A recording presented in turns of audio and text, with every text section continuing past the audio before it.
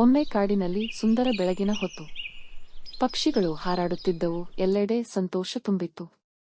ಮತ್ತೆ ಕಾಡಿನ ಪ್ರಾಣಿಗಳು, ಆನೆ, ಸಿಂಹ, ಮೊಲ, ಕಪಿ ಎಲ್ಲರೂ ಸಂತೋಷದಿಂದ ದಿನ ಆರಂಭಿಸಿದರು.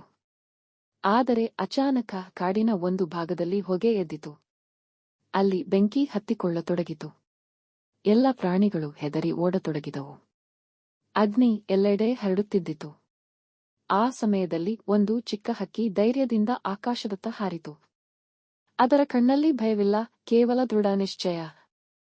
ಹಕ್ಕಿ ನದಿಯ ಬಳಿ ಹಾರಿಕೊಂಡು ಬಂದು ಬಾಯಿಯಲ್ಲಿ ನೀರು ತುಂಬಿಕೊಂಡಿತು. ಆ ನೀರನ್ನು ಬೆಂಕಿಯ ಕಡೆ ಸುರಿಸಲು ತಯಾರಾಯಿತು. ಹಕ್ಕಿ ಅಗ್ನಿಯ ಮೇಲಿಂದ ಹಾರುತ್ತಾ ಬಾಯಿನಲ್ಲಿದ್ದ ನೀರನ್ನು ಕೆಳಕ್ಕೆ ಸುರಿಸಿತು. ಬೆಂಕಿಯ ಹೊಳಪಿನಲ್ಲಿ ಅದರ ರೆಕ್ಕೆಗಳು ಮಿನುಗುತ್ತಿದ್ದವು. ಅದನ್ನು ನೋಡಿದ ಸಿಂಹ, ಆನೆ, ಕಪಿ ಎಲ್ಲರೂ ಆಶ್ಚರ್ಯದಿಂದ ನೋಡಿದರು. ಆನೆ ನಗುತ್ತ ಹೇಳಿತು, ಈ ಚಿಕ್ಕ ಹಕ್ಕಿಯಿಂದ ಬೆಂಕಿ ಆರತ್ತೆ ಏನೋ? ಎಲ್ಲರೂ ನಕ್ಕರು. ಆದರೆ ಹಕ್ಕಿ ನಗುತ್ತ ಹೇಳಿತು, ನನ್ನಿಂದ ಸಾಧ್ಯವಾದಷ್ಟು ಪ್ರಯತ್ನ ಮಾಡ್ತಿದ್ದೇನೆ. ಆ ಮಾತು ಎಲ್ಲರ ಮನಸ್ಸಿಗೆ ತಟ್ಟಿತು. ಎಲ್ಲ ಪ್ರಾಣಿಗಳು ಕಣ್ಣೆದುರಿಗೆ ಆ ಹಕ್ಕಿಯ ಧೈರ್ಯ ಕಂಡವು. ಅವರು ಕೂಡ ಸೇರಿಕೊಂಡರು. ಆನೆ ನೀರು ಸುರಿಸಿತು, ಕಪಿ ಎಲೆಗಳಲ್ಲಿ ನೀರು ತಂದಿತು, ಸಿಂಹ ಸಹಾಯ ಮಾಡಿತು. ಬೆಂಕಿ ಹತ್ತಿರ ಹತ್ತಿರ ಆರತೊಡಗಿತು. ಕಾಡಿನಲ್ಲಿ ಮತ್ತೆ ಬೆಳಕು ಮತ್ತು ಶಾಂತಿ ವಾಪಸ್ಸಾಯಿತು.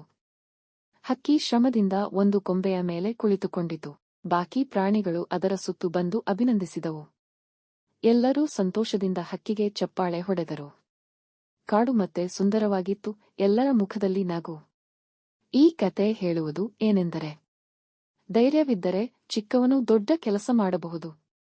ಹೇ ಮಕ್ಕಳೇ, ನಮ್ಮ ಕತೆ ನಿಮಗೆ ಇಷ್ಟ ಆಯ್ತಾ? ಮರೆಯದೆ ಲೈಕ್ ಮಾಡಿ, ಶೇರ್ ಮಾಡಿ ಮತ್ತು ಸಬ್ಸ್ಕ್ರೈಬ್ ಮಾಡಿ. ಇನ್ನಷ್ಟು ಸುಂದರ ಕತೆಗಳು ಬೇಗ ಬರುತ್ತಿವೆ.